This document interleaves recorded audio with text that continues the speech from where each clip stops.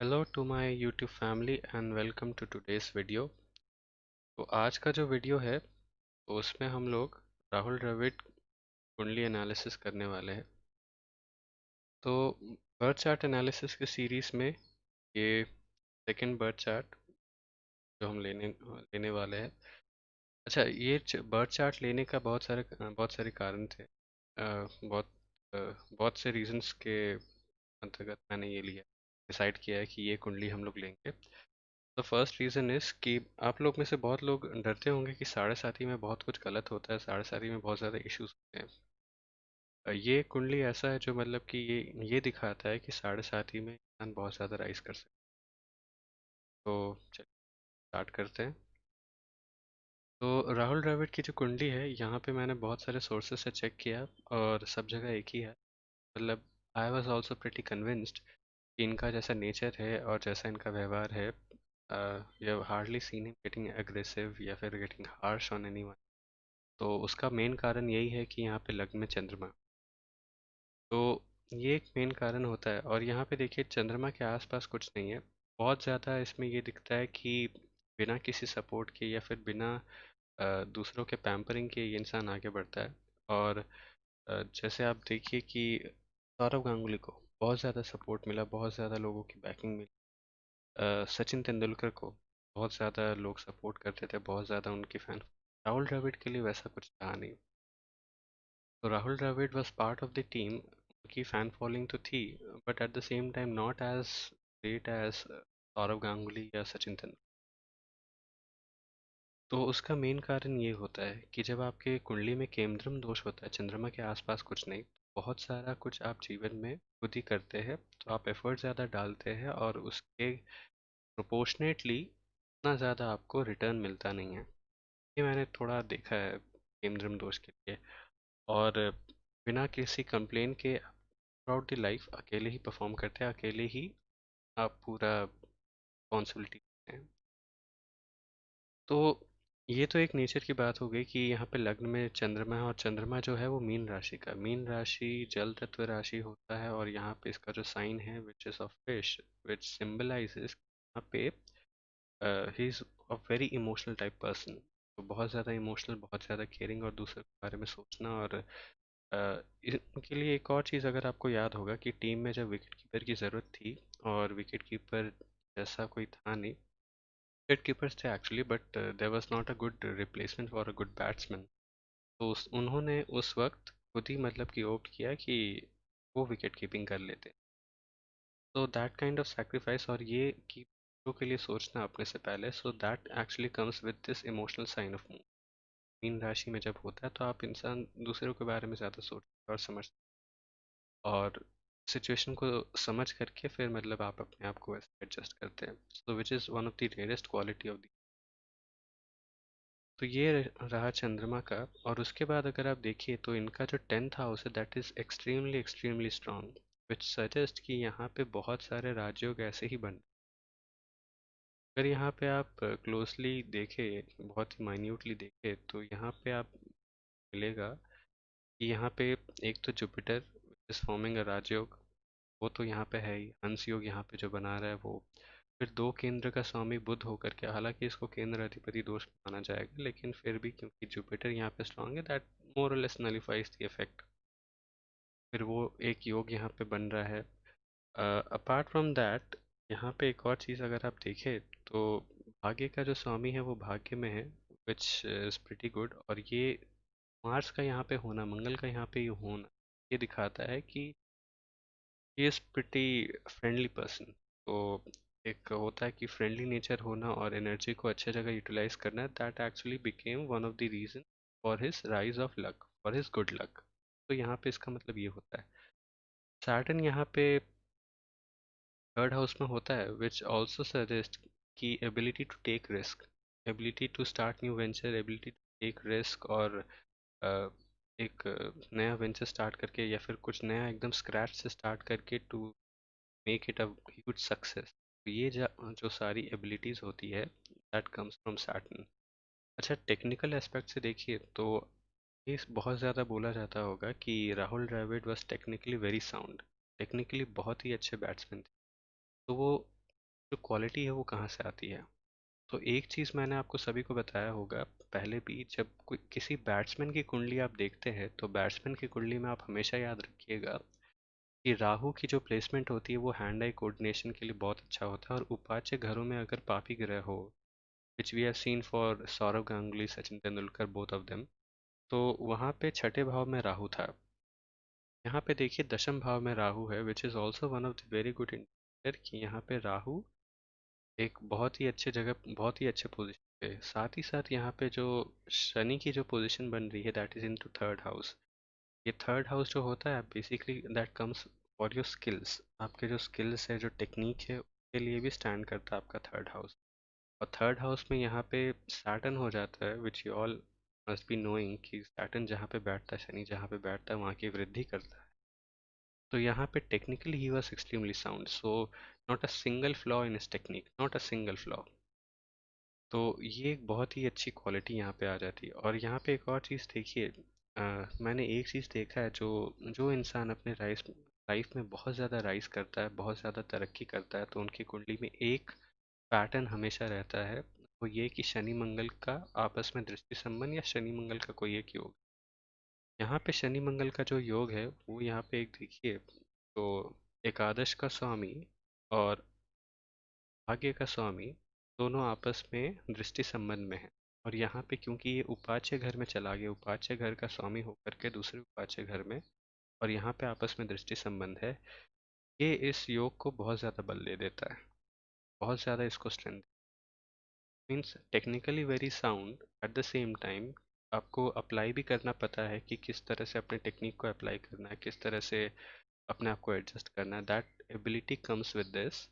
और उसके साथ हाईली एम्बिशियस, और एक तो ये कि केयरिंग। तो सबसे पहले टीम के बारे में सोचना, उसके बाद फिर अपने बारे में सोचना, that ability comes from this moon and then displacement of Rahu, Venus, Jupiter, Mercury and sun. तो इन अ वे बहुत ही अच्छे इंसान है, बहुत ही अच्छे क्वालिटीज़ के हैं ये। और जितना इनको एक तरह से कहिए कि जितना रिकग्निशन मिला उससे ज़्यादा इनको मिलना चाहिए, उससे ज़्यादा इन्होंने एफर्ट डाला है अपने लाइफ में। So for that reason I am a great fan of him. And taking from the chart itself, इन्होंने शायद जितने सैक्रिफाइसेस किए हैं टीम के लिए या फिर मैच जिताने के लिए, शायद ही किसी ने उतना किया होगा। अपने गेम को चेंज करना जब ज़रूरत पड़ी, तो मतलब कि even being a slogger which is naturally he is quality is not being a slogger. और उसके बाद अपने आप को टीम के हिसाब से एडजस्ट करना और उस तरह से खेलना, ज़रूरत पड़ी तो ओपनिंग भी कर लेना, ज़रूरत पड़ी तो विकेट कीपिंग भी कर लेना। And that is why I believe he is one of the most underrated kind of a player. तो जितना उनको अहमियत दी जाती है, जितना उनको पुश किया जाता है, उनसे ज़्यादा वो डिज़र्व करते थे। तो that is something that I have understood from his chart, and that is why I am a great fan of him. यहाँ पे एक और मैं आपको ट्रेंड दिखाना चाहता हूँ, तो ये है कि जब इनका टीम में सिलेक्शन हुआ था अराउंड 96, तो यहाँ पे देखिए उनको साढ़े साती चल रही थी। तो यहाँ पे बहुत लोग बोलते हैं कि साढ़े साती तो एक ख़राब फेस है, साढ़े साती में तो बुरा ही होता है, साढ़े साती में तो कभी अच्छा हो नहीं सकता। बट टू एवरीवन सरप्राइज, अगर आप यहाँ पे देखें तो सभी ने, सचिन तेंदुलकर आप कहिए, सौरव गांगुली आप कहिए, राहुल द्रविड़, इन्होंने साढ़े साती में ही ये लाइमलाइट पे आए। लाइमलाइट पे आकर के बहुत अच्छा इन्होंने परफॉर्म भी किया, और साथ ही साथ ये प्रोग्रेस भी किया इन्होंने लाइफ में।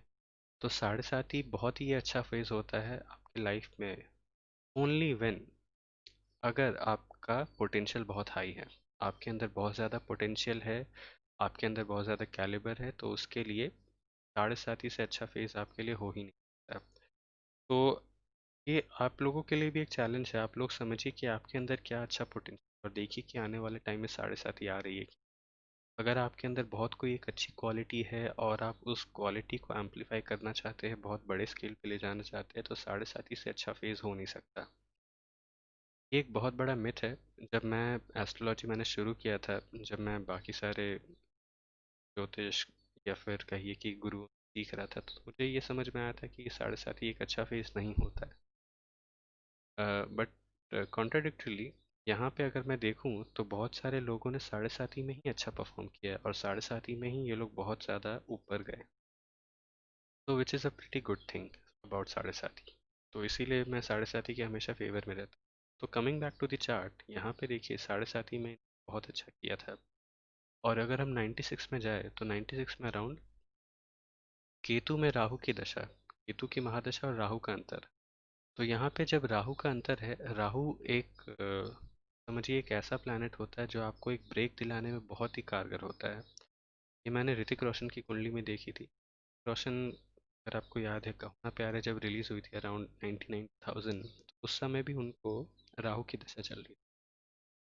अगर आपकी लाइफ में कुछ होना एक्सपेक्टेड है और बहुत टाइम से वो हो नहीं रहा है, बहुत टाइम से वो फलित नहीं हो रहा है, तो राहु की दशा, स्पेसिफिकली जो अंतर्दशा होती है, वो उसको फलित करने में बहुत ज़्यादा हेल्प करती है। ये मैंने पर्सनली देखा है। यहाँ पे भी वही है कि यहाँ पे अगर आप देखिए तो राहु की अंतर्दशा में टीम में इनका सिलेक्शन हुआ।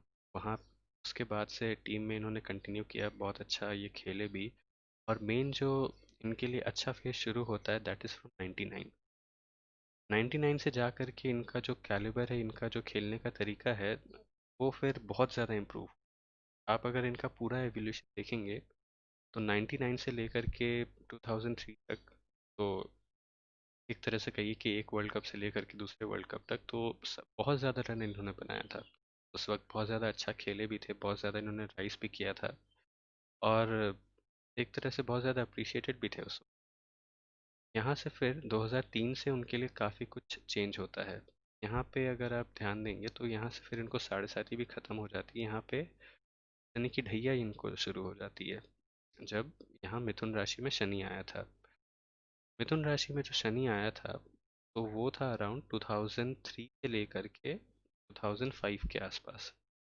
तो ये वाला जो फेज़ था 2003 से लेकर के 5 तक का फेज़, तो यहाँ पे basically was part of the team, was playing well, he was doing good, but captaincy इनको नहीं मिल रही थी। was just as a good player और he was emerging, so he was doing pretty well। यहाँ पे देखिए एक बहुत बड़ा गेम चेंजर इनके लाइफ में आता है। तो जैसे ही ये शनि, इनको शनि की ढैया खत्म हो जाती है, शनि यहाँ मिथुन राशि से कर्क राशि में चला जाता है, तो एक बहुत बड़ा चेंज आता है इनकी लाइफ में। चेंज क्या आता है कि उस वक्त सौरव गांगुली जो टीम के कैप्टन थे, वो टीम से अपनी पोजीशन खो देते हैं। ये 2005 के आसपास से शुरू होता है। और क्योंकि इनको शनि की ढैया भी खत्म हो गई, तो इनके लिए तो रास्ता साफ था, he was the ultimate choice. तो यहाँ पे टीम के कैप्टन वो बने। टीम ने भी काफ़ी अच्छा परफॉर्म किया उस वक्त।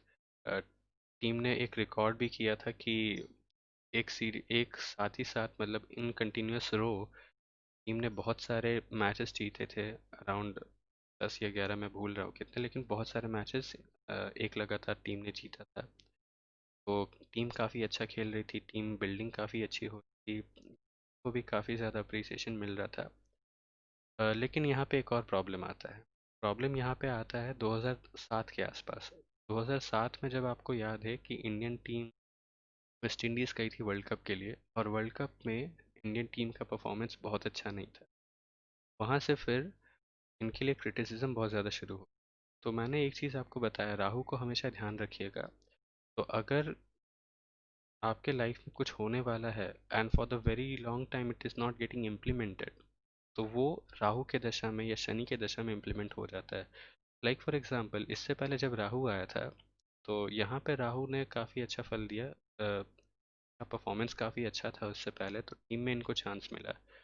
बट यहाँ पे क्या हुआ, इस पोजीशन पे आते आते 2007 के आसपास टीम में ऐसा माहौल बन गया था कि he was not feeling comfortable as captain. तो उस कारण से यहाँ पे इनको अपना कैप्टनशिप छोड़ दिया। टीम ने वर्ल्ड कप में भी काफ़ी ख़राब परफॉर्म किया था। उसके बाद फिर महेंद्र सिंह धोनी को कैप्टन बना दिया। एंड कोइंसिडेंटली आप देखिए कि उस वक्त महेंद्र सिंह धोनी को भी साढ़े सात ही चल रही थी, विच सजेस्ट कि ये उनका राइजिंग टाइम था, उनको राइज होना था उस वक्त। तो ये फिर मुझे देख करके समझ में आता है कि जब लेगेसी एक इंसान से दूसरे इंसान में पास ऑन होती है और उसको लाइमलाइट में आना होता है, तो कुंडली और ग्रह नक्षत्र भी अपने आप को ऐसे डिज़ाइन कर लेते हैं कि वो ऐसे ही फलित होगा। तो विच मेड मी अंडरस्टैंड कि ये चीज़ें कितनी डायनेमिक है और किस तरह से काम करती है। I was extremely happy to see, and this was also one of the very great finding for me also. तो मुझे ये जान करके काफ़ी अच्छा लगा। और यहाँ पे फिर अगर इनके करियर का देखें तो मोर और लेस इनका करियर यहाँ से फिर डिक्लाइन, एक डाउनवर्ड स्लोप की तरफ ही जा रहा था। तो यहाँ पे he was just part of the testing, और वनडे टीम के लिए फिर इनको जगह नहीं मिल रही थी इनको। यहाँ से लेकर के फिर 2012 के आसपास फिर ये रिटायर हो गए थे। तो मोर और लेस काफ़ी हाई पोटेंशियल था, काफ़ी अच्छे टेम्परामेंट वाले बैट्समैन एंड प्लेयर थे, बट जितना इनको लाइमलाइट मिलना चाहिए या जितना इनको रिस्पेक्ट मिलना चाहिए शायद उतना उनको मिला नहीं। तो ये था मेरा एनालिसिस इनकी कुंडली का। Let me know what are the other details that I need cover in his chart. अगर कुछ ऐसा है जो मेरी तरफ से छूट गया हो और मुझे कवर करना चाहिए था, late me no. Do give me your feedback in the comment section. तो फिर मिलते हैं नेक्स्ट वीडियो में किसी और के बर्ड चार्ट एनालिसिस के साथ। Till then, like, comment, share and subscribe the video, subscribe to the channel. See you in the next video. Bye.